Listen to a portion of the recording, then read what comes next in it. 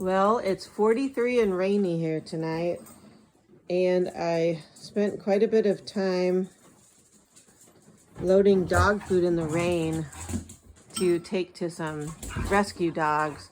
So I was freezing, and it's always a mixed feeling when winter starts rolling in, but I have to say right now I'm super excited for winter, which is crazy.